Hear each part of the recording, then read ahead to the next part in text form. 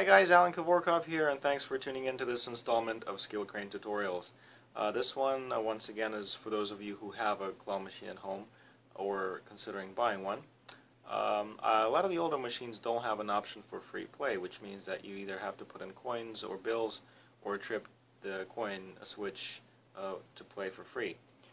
That's a little dangerous since there's electricity involved and it can potentially break the switch. So I tried to figure out how to wire my machine to play without putting in coins.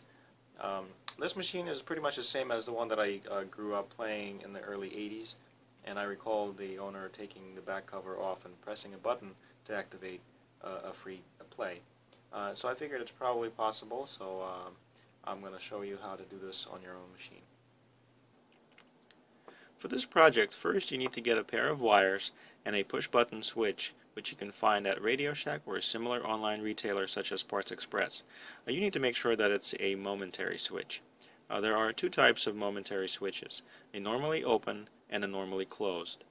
To find out which one you need, just look at the coin switch in your crane and see what terminal the red wire is connected to. In most cases, it should be connected to the terminal labeled NO, which stands for normally open, and that means that at rest, the connection between the two terminals is broken, and when the coin passes through the coin switch, it briefly connects the two terminals to give you credit for the play. In this case, you will need a momentary push-button switch labeled NO. Connect the white and green wires to each of the terminals on the button switch. These are not labeled, so it doesn't matter how you connect them. Then connect the green wire to the NO terminal on the coin switch and the white wire to the other terminal, which is often labeled COM. Now, by either tripping the coin switch or pushing the button, you're making a connection and activating a credit for your play. My crane has the red wire connected to NC terminal, so I have to use a normally closed switch, and that one would connect in line with the red wire. The green wire connects to the red one, and the white wire connects to the NC terminal that the red wire was originally connected to. Since in a normally closed system all wires must be constantly connected, this inline installation ensures that the current flows through at all times and is only interrupted when you insert a coin or push the button. Now that the connections have been made, you simply press the button and play.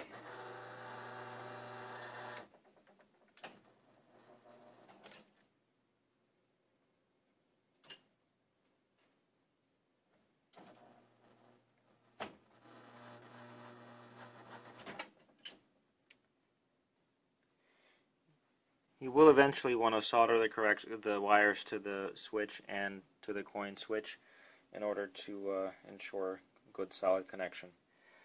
You may need to drill a hole in your cabinet somewhere to install a switch like this, and you'll be ready to play.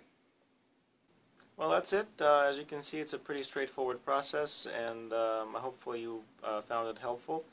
Please don't hold me responsible if you break your machine, but if you have any experience with electrical wiring, it's actually a pretty simple project.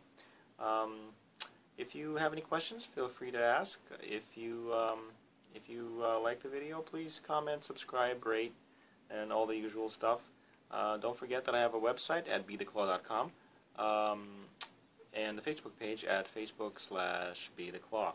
I'd love to see you there. Please like it, and you'll stay up to date with everything that's going on in my neck of the woods with the claw machines.